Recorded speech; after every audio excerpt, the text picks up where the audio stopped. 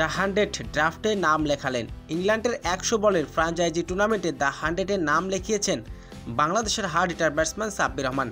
তাকে নিতে বেশ কয়েকটি ফ্র্যাঞ্চাইজি দল আগ্রহ প্রকাশ করেছে। সাব্বির রহমানের ভিত্তিমূলক ধরা হয়েছে সবার চেয়ে বেশি। দর্শক, বিস্তারিত থাকছে ভিডিওর প্রতিবেদনে। দর্শক, বাংলাদেশি ক্রিকেটারদের মধ্যে সবচেয়ে বেশি ভিত্তিমূলক ড্রাফটে নাম লিখিয়েছে অলরাউন্ডার সাকিব আল হাসান। তার ভিত্তিমূলক ধরা হয়েছে 1,20,000 পাউন্ড।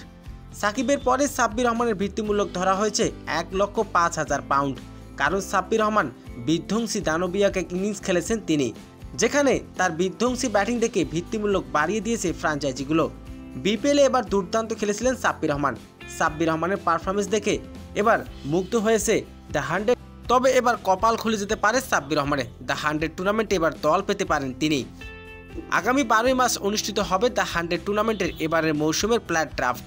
8 দলের টুর্নামেন্টের ড্রাফটে মোট 270 ইংলিশ এবং 350 জন বিদেশি ক্রিকেটার নাম লিখিয়েছে। তো দর্শক, দ্য 100 টুর্নামেন্টে সাব্বির রহমান কি দল পাবে? দর্শক, জানিয়ে দিন আপনার মূল্যবান মতামতটি কমেন্ট বক্সে।